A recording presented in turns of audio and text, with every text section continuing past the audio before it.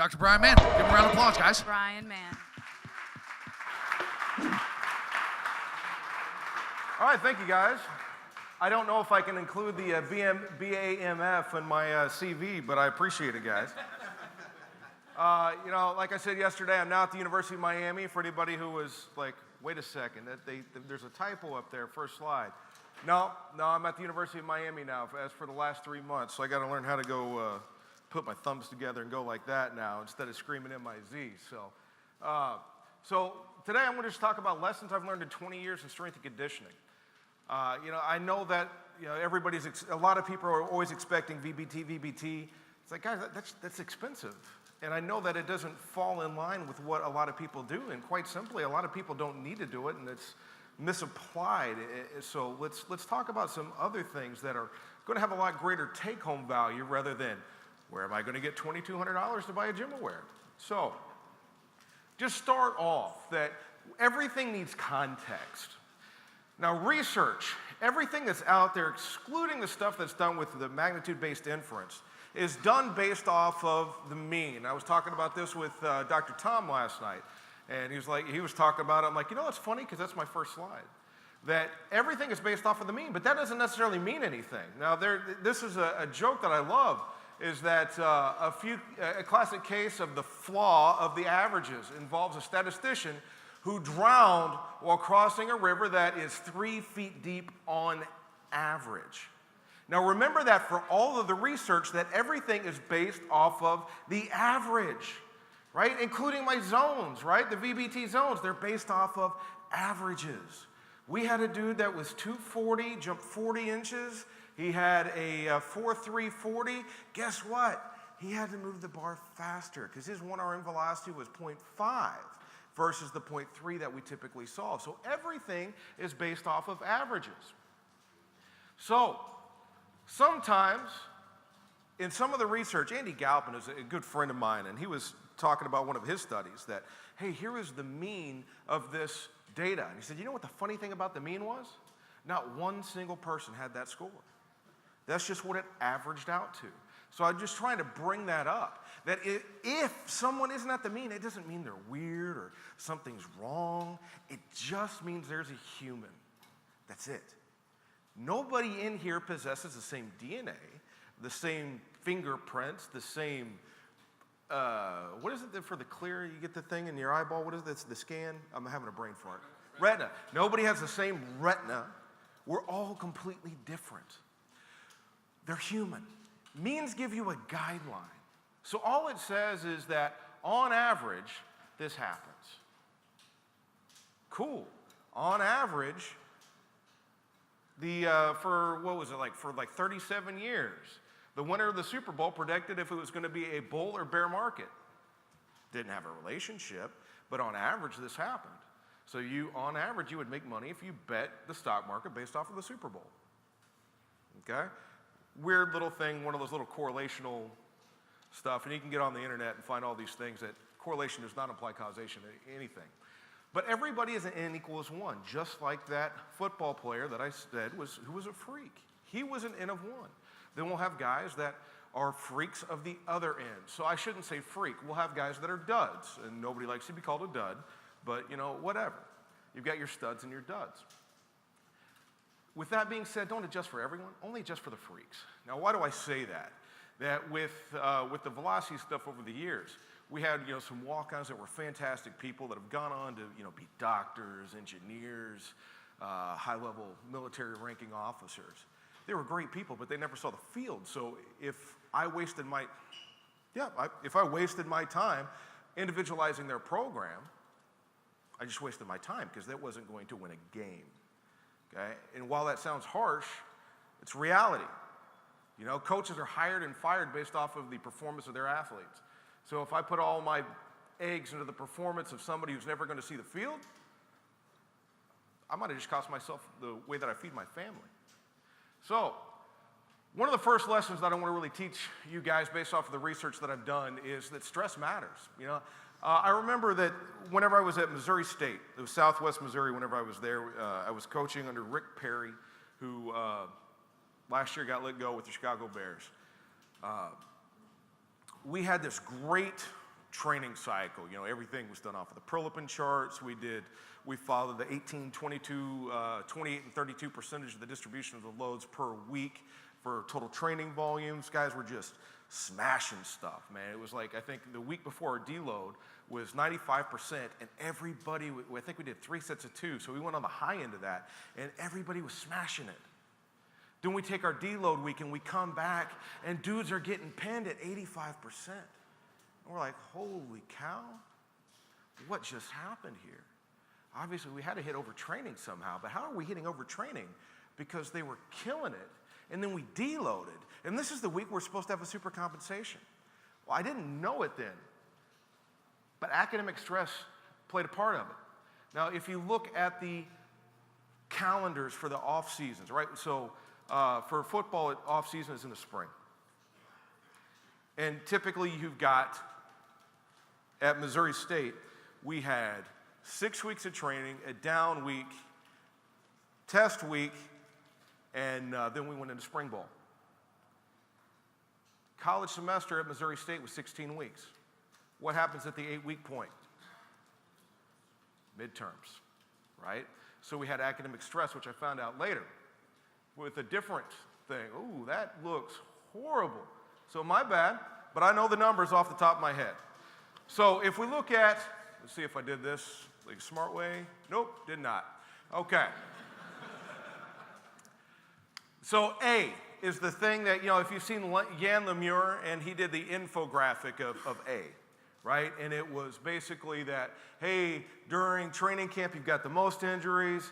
Test weeks were higher than the other weeks, and then the regular week, the injuries were pretty low. And these are odds ratios. And realize that an odds ratio, it doesn't mean that if you've got a 3.65 odds ratio that, holy cow, that means 300% chance you're going to get hurt. No, dude, if you had a 2% chance of getting hurt, now you've got a 6% chance of getting hurt.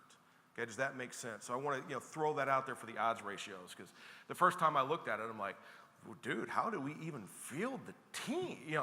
Have a team to take the field. I mean, holy cow. B, right here, B are the guys that played. And everybody that's read the study, not everybody that's read the study. I've gotten a lot of emails over this, so I'm just going to go ahead and if John's in here, I'll see if he'll back me up on it or not. So the entire team was 101 people this year. B was the subjects that played, and that was 46. C, subjects that did not play, so that's 51, all right? So it's 97, but 101 people were included in A because they were on the team. They were kickers and punters. They don't count, you know? But we go to B, and we see this HPS is high physical stress, HAS is high academic stress, and then right here is the odds ratio. We see that high physical stress and high academic stress are 1.13. And if we look over the significance, I think it's 0.75, I think, maybe? Yeah, cool, I remember. It's like I wrote the damn thing, you'd think I'd remember, but I'm kind of like Adam. I've had a few concussions, and if you had half as much to drink as I did last night, you'd have a hard time remembering too.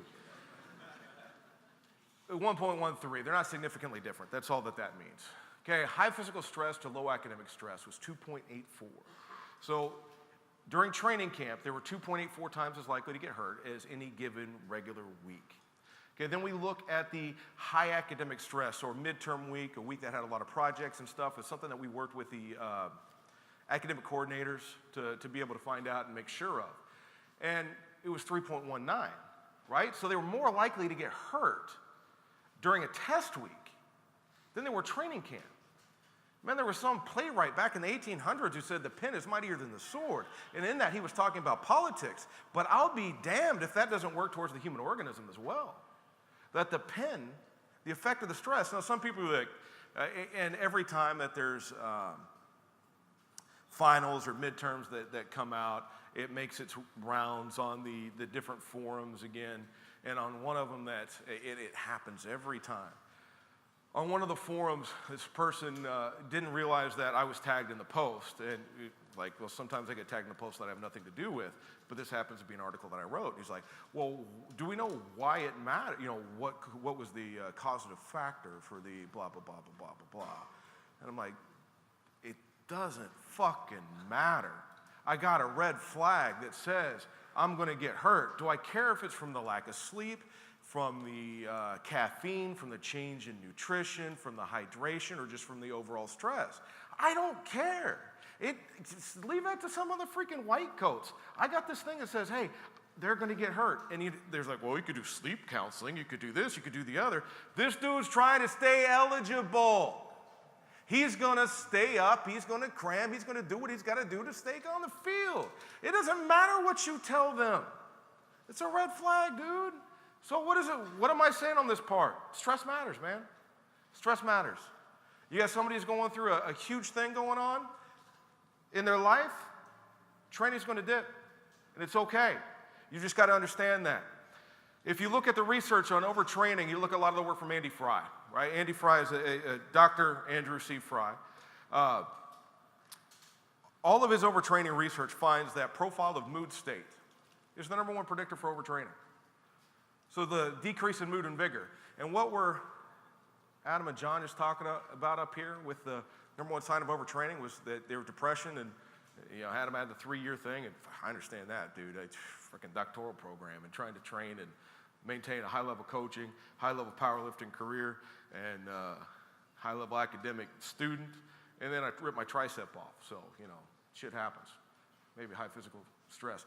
Guys, I apologize. Apparently I haven't had enough caffeine yet for my filter to kick on. So, Luke, is this going out anywhere? It's going to be staying in house. He's not in here to answer, so I'm just going to pray that it's not. So A is everything that would be expected. B, it was just like, holy cow. And C, oh yeah, C, it didn't matter. They got hurt more in training camp, and everything was just the same, right? So it didn't matter for them. They didn't care, okay? So B is for the guys that care. C is the guys who don't care. So you actually have to care for something to matter. Now, why does stress matter? Now, I pulled a slide from, I can't say that name, Sivak, from Bill Kramer, okay? But why does stress matter? And we've got to understand, so for me, there's two sides of things. There's the performance aspect of things, and that's going to have an immediate impact, and then the understanding why behind it. And I don't give a shit about the whys until I have a what. So I don't want this theoretical thing that I can look to try and figure out and apply towards performance later. No, I want the performance first, and then let's figure out why. I care about winning games. The physiological stress response is a temporary phenomenon which acts to prepare the neuroendocrine, musculoskeletal, and cardiovascular systems to respond appropriately to a stressful event. Okay, so what does that mean? Everything has got to be ready to mobilize with a stressful event. What is a stressful event? It depends on the person. Okay? And we'll swing back around to that here in a moment. Through activation of the hypothalamic pituitary adrenal axis, you hear people talk about the HPA axis. It's not just some random thing that they're throwing up. It means the hypothalamus is stimulating the pituitary, which is stimulating the adrenals. Okay? That's what that means. So your brain is involved with these reactions. Glucocorticoids, which is cortisol, are synthesized and secreted at a higher rate from the adrenal cortex. Simultaneously, the sympathetic nervous system activation results in an increased secretion of catecholamines, so epinephrine and norepinephrine from the adrenal medulla. Under normal healthy circumstances, the stressful signal terminates, and through a negative feedback, so negative isn't always bad, it's just the opposite. I want to point that out. Negative feedback mechanism, glucocorticoid secretion drops, stimulation of the HPA axis decreases, while simultaneously SNS activity and catecholamine secretion decreases, homeostasis is restored. So what does that mean? Let's take this into a real-life example. Who in here has read the book, Why Zebras Don't Get Ulcers? Okay, I'm going to summarize it for you because there's like 5 hands that went up. You other 60 people, pull out your phone, get on Amazon, order it, read it. It's the understanding of the application of stress and how it goes back to the training process. Even though he did not write it for that, it very well explains it a little bit better and more simply than The Stress of Life by Hans Selye, which hopefully you've read that. Well, so zebras out on the savannah. Oh shit, there's a lion. So that's the stressful event. All of a sudden, all the responses happen. The HPA axis happens, the bladder is voided, the bowels might be voided, the adrenaline kicks in, heart rate takes off. So that means that you've got better neurotransmitter activation too, and you can fly like hell. Lion got somebody else, it wasn't me. Cool. Going back to eating and drinking water. And this is how the stress response is supposed to work. It doesn't work that way for a lot of us, though. So many people tend to ruminate on things. Now, how many people in here have ever had somebody smart off to you, and then an hour and a half, 2.5 hours later, you go, that's what I should have said to that motherfucker, right? You have been in that stress response that entire time. Or you think back right now to a stressful situation where you're driving in rain and nearly flipped the car, or you did flip the car, or you're going down a street and a car backfires and you may be triggered if you've ever been shot at. You're like, oh, fuck, what? That's not normal. That's not part of the normal stress response, guys. It was made that no lion, I'm good to go. Our ability to think about things and ruminate on them is part of what the problems are. And that's not supposed to be there. Gotcha. In short, everything matters if they care. Now, stress is a syndrome, right? Hopefully you've heard of it called the stress syndrome. What does that mean? Why is it important to know that it's a syndrome? Well, it's a specific output to non-specific input. It doesn't matter what the source of the stress is. That's why the academic stress happened. And that's also why I'm like, why does it matter? Stress is systemic. It doesn't matter if it's how much I had to drink last night that makes you feel horrible, or caffeine, or teething baby, or lack of money, or job instability, or something going on with your family, or it doesn't matter if there's some fat guy at the front who goes, ah, real loud. The access is activated the exact same way. It did not matter. Every stress impacts the body to the same method, although not to the same extent. There is no separate bank for sport, training, anything else. So, family matters. Okay, I'm going to get through this just real quick because I know I've been slowing down. I see people looking at their watches. I'm like, oh shit, I'm already almost done. Those with the good home lives were better at mitigating stress than those who didn't. Those who came from families where there was 2 parents and they reported that they had a good relationship with their parents. According to work on collegiate athletes by Petrie in I think it's 93, yeah, that those who had the good family life, they were able to mitigate stress far better. They didn't get hurt. Now, they had the normal rates of injury whenever they see specific life stress events, where the other people would increase 3 to 5-fold. Okay? So why is that important? Well, honestly, if you look at Maslow's hierarchy of needs, after safety and shelter, the next level up was love and support. If these people don't have the love and support of a good family, and all you got to know is basically, all you got to know, and I'm not saying you've got to get in there and know everything about them to know how their family life was. But if they come from a 2-parent home, they're more likely to be able to have somebody that they can mitigate that stress with, somebody who they can talk about their problems with, to work through, to process these things. And to also know that if everything goes to shit, that you've still got a safety net. You've got a place to go home to, right? That decreases stress significantly. If you don't have that, that's huge. Now, why do I bring that up? There's a lot of times whenever you've got athletes that start just acting nuts, right? And they start acting out, they start talking back, they'll be kicking speakers over and flipping tables and doing all this other stuff. Why? Especially if they're not typically one of those people. Probably stress, and they don't have this fallback. So Andrea Hootie, who's a good friend of mine, said in a podcast, I believe it was with Rob Taylor, that when athletes deserve love the least is when they need it the most. You know, you hear about the suicide attempt as a cry for help. Well, let's not let it get that far, man. Let's not let it get that far. Because there are some attempts that are successful. And we don't want that to happen. Now, autoregulation, lesson 2, is a good thing. Point blank, they will allow the athlete to progress at their own rate, and they're utilizing the appropriate loads for that day. And I'm going to talk about one method of doing it, but if you want to know more about fluid periodization, is that the title there in it? It's fluid, so on your dissertation, is that what it's called?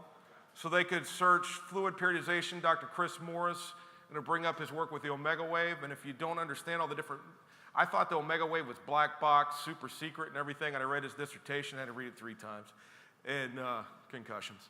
And it started to make sense, and it took the mystique away. So, you know, you Google his name and that, it'll probably pull up his dissertation. You'll see something in the University of Kentucky Library. At least that's how I found it. Don't know if I was supposed to find it, but I did, and I read it. But all it does is it utilizes the appropriate loads or training methods for that day. So, linear periodization was the traditional. APRE was our form of autoregulation. 1, 2, and 3 were different position groups. They didn't respond any differently. We see that, what was this? Bench press. Over a 6-week summer training, we stayed roughly the same for bench. We went up 5% with the APRE. Cleans, they went down a little bit. There, they went up here. This, you see 9%, you're like, holy shit. Well, guys, if you've heard me talk about the velocity-based training stuff, and you've heard like our cleans, how they started turning into, because we had a numbers-driven coach, that they turned into not what they're really intended for. They weren't an explosive lift. They were like a total body strength, ugly thing, right? Like a back extension, reverse cheek curl with a lateral double lunge and a limbo, right? So take that with a grain of salt. That 9.27 is like, oh, holy cow. No, they just have more opportunities to cheat and get better at cheating. Vertical jump. We see that this goes up 8%, and we'll talk about that later. And here it went down 2.5. Oh, yeah, vertical jump. Now squat stayed roughly the same, went up 8%. Now why? People throw a lot of reasons, and they've got their own thoughts why. They think that we purposely wrote a poor periodization program, which, dude, college football is a $30 million industry. You gonna try and run a $30 million business wrong on purpose? No. So if it was poor periodization, it wasn't because we thought that we were gonna try and shoot ourselves in the foot. It was just because we suck, point blank. I think it was more that whenever they had more in the tank, they could push harder. And whenever they didn't have as much in the tank, we weren't forcing it. We weren't pushing whenever so sometimes with the traditional periodized, that's the poor term, a traditional linear progression program where it's percentage based, it doesn't matter if they had more in the tank that day or not. You did what you did, what was on the paper. And I found that that's just not effective. Now, it could also possibly be self-determination theory, but we'll get to more on that later. Hopefully, I've got time. Now, when you test matters, dude, yeah. So just think about whenever you test. That Missouri State example, look at the academic calendar. Don't test during midterms. Don't test during finals. Don't test during a week that there's normally a huge academic stress. What do I mean by that? Spring break. The week before spring break, everybody has all the projects and tests because, hey, I don't want you guys to have to worry about this over spring break. Honestly, the teacher just doesn't want to have to worry about questions over spring break. They want it all done. I know because I do that. It's like, man, I don't want to hear from none of y'all fuckers while I'm hanging out. So too much stress is too much stress. Increased risk of illness and injury like we just talked about. You hit them, you try and run a 40 during a finals week, or not, well, you're not going to run it during finals week because whatever. But during a test week, you're going to have a huge number of hamstring pulls. Okay? Just don't do it. So just think about it. Sometimes they may be young enough to handle it, but that doesn't mean that they should have to. Just because you can doesn't mean that you should. Okay? You can take your tests and you can get the same numbers from other things. You don't have to find their best. You don't have to see who squatted the best on that one given day. You can look at what their squat was over the course of time, use the Brisky equation or Epley equation, calculate it out for a 1RM and estimate it. It's fine. Eccentrics are good in small doses. So we've had this whole thing about, this is one of the more recent trends that, hey, eccentric training is where it's at. Eccentric training is where it's at, and I'll give it to you, right? So with our data, something that Jay Dawes and I put out, we got to write it up into a manuscript. We both have been just ungodly busy for different reasons. Don't worry about the stats up here. I pulled this off of the poster. Basically, we've got kids that were juniors and seniors. The average squat was about 220 on a women's soccer player, so that was about a double body weight squat for them. So they're not going to be seeing improvements from strength. Okay, now it wasn't double body weight squat, it was about 1.7. And that's kind of, at that point in time, I was talking with Adam yesterday, you aren't going to be seeing huge improvements from anything else. It needs to be more specific, right? So we did this, all right, I'm not going to dance around anything. Women's soccer team, it's summer. The only thing that the coach cares about whenever they get back is what their beep test is. So we did 2 sessions of agility that constituted 4 reps total. 2 reps on the pre-test, 2 reps on the post-test. I did no agility training. None. All I did was a triphasic block. 8 weeks. 2, 2, 2, and then I moved into power. I didn't do French contrast that everybody else does. I did velocity-based training. Why? I'm Bryan Mann. Jesus Christ. The eccentric focus training, we improved 0.17 plus or minus 0.07. Okay, that was the average. I had one girl that was 0.35. I had another girl that was, she had a quad tear, and when she was playing off somewhere else, and she only improved by like 0.04 or something like that, because she couldn't train very hard. But I threw her in there anyways, because the sample size was so small. I think it's like 6 kids, something like that. But it was a large effect size. The R squared was 0.82, and that just means like 82% of the variance was accounted for through this, right? So eccentrics in small dosages, it's good, right? You look at it from the Nympheus study. Actually, it was Tanya Spitieri. They did a eccentric strength on change of direction women's basketball. It supports that. That's all it does.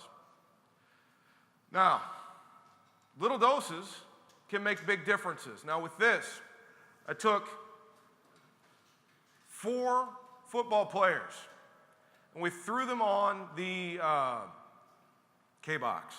Why did I take 4? Because I went, hey, Kutch, I want to see if this works. Okay. Could it fuck them up? Yeah. I don't know. Maybe.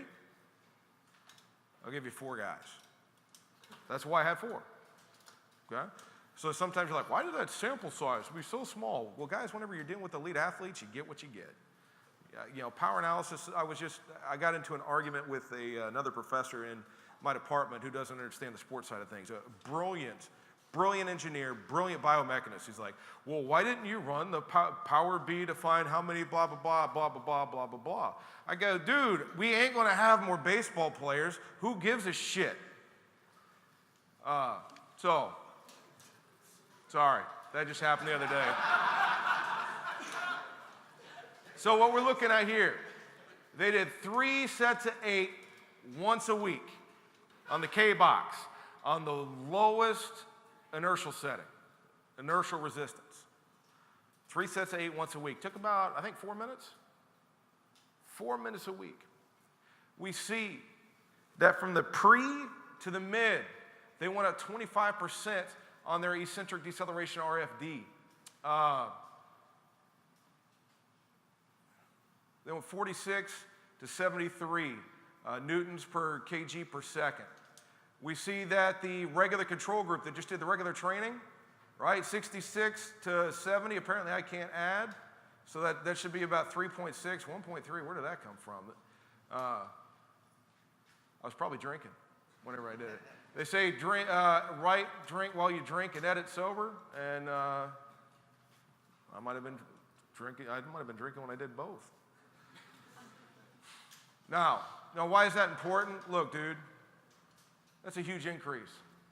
Right? We're looking at almost 50% increase in 4 weeks from just a couple of minutes of work. Doesn't take much. Now, why do I bring that up? Because so often we're like, oh, did you see the study on that? Man, everything's got to be done like this now. No, it doesn't. Everything needs balance for training. And it's not how much can somebody tolerate, it's how much do they need to improve. We need to get away from this dichotomous all or nothing viewpoint because that is what's killing performance. Now, why do I want to go on to that? Because we had a coach that wanted to do everything eccentric, not K-box, but just the counted, like a tempo type eccentric. And they did that for 8 weeks. Pre-post, they lost 12 newtons per kilogram per second, so eccentric deceleration RFD. Now, why is that important? Well, eccentric deceleration RFD, man, it's like how good can somebody change direction? How good can they drop back? How good can they do things that you might not be able to pick up on a traditional test, but it's the eyeball test. For instance, I saw that we had a wrestler that he had this huge eccentric mean power, and so he was pretty robust, but he had this really, really low eccentric RFD, and I go, I bet this dude, if he locks up on somebody, he's going to crush him. But if somebody shoots in and he tries to shoot back, he can't do it. You're like, have you been coming to his meets? Watch them on YouTube? No. Like, how'd you know? Like, well, I don't even know wrestling, but I know athletic performance data, right? So what does that mean? We increase their suck factor.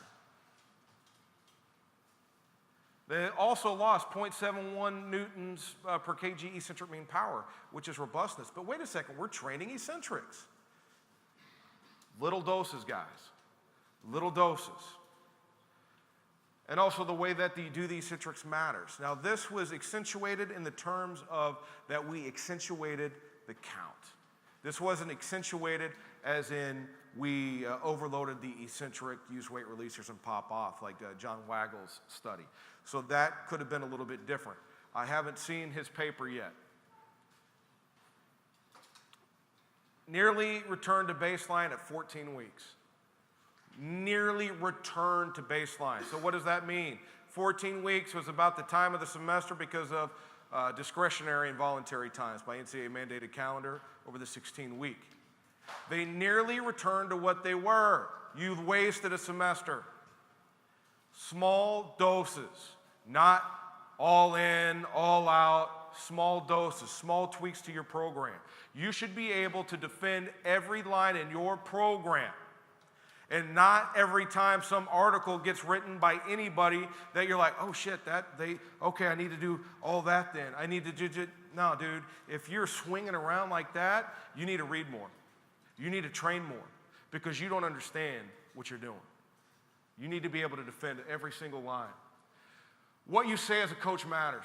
You know, I heard as a public speaking thing that people won't remember what you say, they'll remember how you made them feel. And I hope that that happens for the profanity, except for that this is on film, so, you know, whatever. And then there's another thing that's this adage by coaches. And this one, it bugs me because the coaches don't, or the athletes don't care how much you know until they know how much you care. Well, everybody says that. But what does that mean? How do you demonstrate that you care? Connection, right? Everyone Communicates, Few Connect by John C. Maxwell. This is one of the books that kind of changed the way that I approached athletes. And he has this acronym in there called FORM. It stands for family, occupation, recreation, and message. And basically, everybody in here is going to have a connection with the person to your left and to your right. You just don't know what it is. And if you go through that acronym, hey, what do your parents do? What is this? What is that? What's this? That's one of the ways to do it, you know, and to be able to start that connection process through the conversation. Because while programming is a scientific phenomenon, coaching is a human endeavor. People are going to not just automatically respond some certain way because you put it on paper. They are going to attack the program in a certain way because of you. or in spite of you. Or they don't do stuff because, the fuck's this guy know, right? So you got to work on building it. Now, who in here has read 5 Dysfunctions of the Team? Patrick Lencioni. Okay, only a couple of people. I recommend that book as well. The first thing that he talks about is building trust. And through building trust, you're vulnerable. Now, you got to know your audience. And you don't want to throw things out there right off the bat. So it depends on the team and things like what would I share? What did I, well, I say would. What did I share? Now, whenever I had the teams that were, well, like women's soccer, it's more of a country club-esque sport. It's not so much like tennis, but most of the kids had both parents. They came from good homes, good families. Whenever we were trying to establish trust building, we do stuff that, hey, what's something that nobody knows? And it would come around to me. I did choir for like 15 years, right? So, we could go classical, we could go something else. I'm fairly decent. I can't read music to save my life, but listening through ear, so,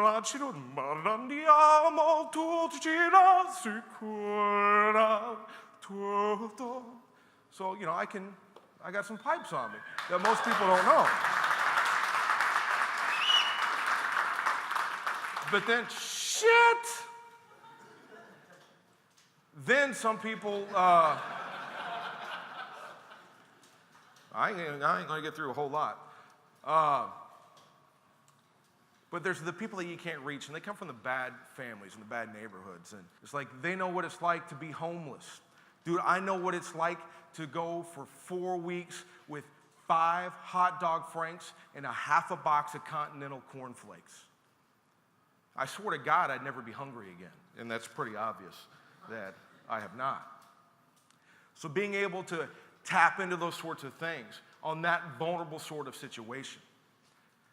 Now, self-determination theory, and if I don't have time to get through anything else, that's cool, man. I think that this is, you know what, I'll fast forward. Luke, let me know on the 1 minute mark, man, and so I'll fast forward to lesson 10.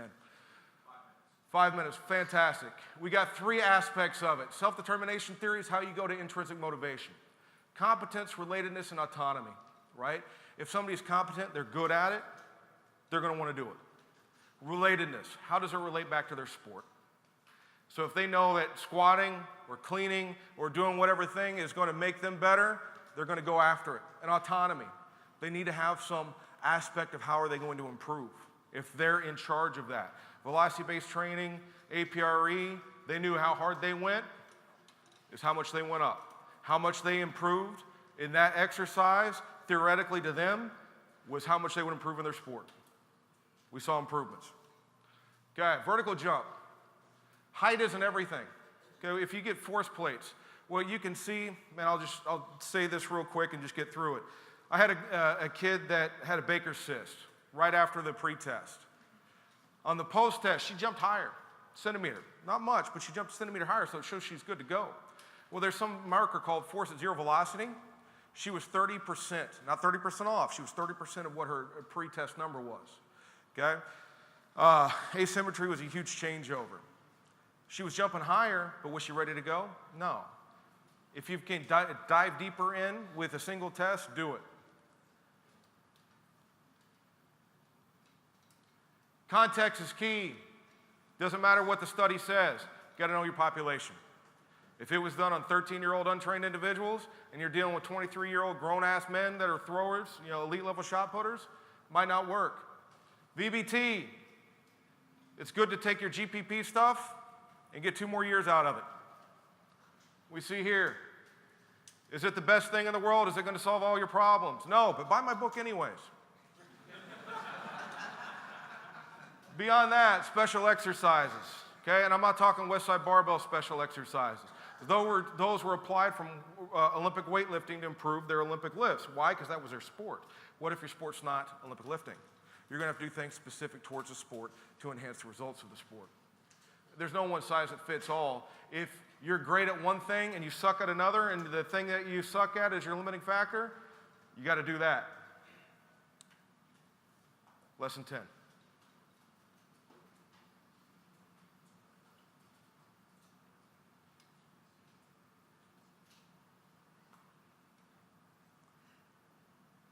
there's a lot we don't know. And if somebody tells you that they have all the answers, they're either trying to sell you something, they're ignorant, or they're full of shit. You know, one of the things that I always tell people, if in 20 years we're still talking about the stuff that I've been talking about today, because I said it, then I fucked you.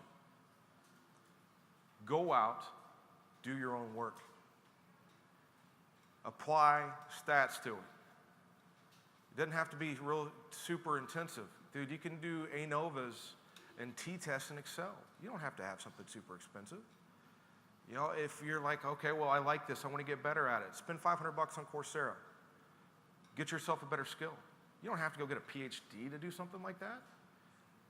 You can drive the bus. You can battle the bullshit yourself. Now, I could go on, but I'm going to stop because John is way bigger than I am. Okay? So here's my contact info. I could put my email up there, but I'm horrible about getting back with emails because I get a lot of them a day. I'm not very popular, though. So you can hit me up on Twitter, Instagram, and I'll usually get right back to you. And sometimes I'll be like, hey, email me, so then I'll see the name and I'll actually open it up. I'm never ignoring anybody, and if I don't get back to you in 2 or 3 days, just send it again, man. I got a 3-year-old who knows how to open my phone. So I don't see shit sometimes, all right? So thank you guys for your time.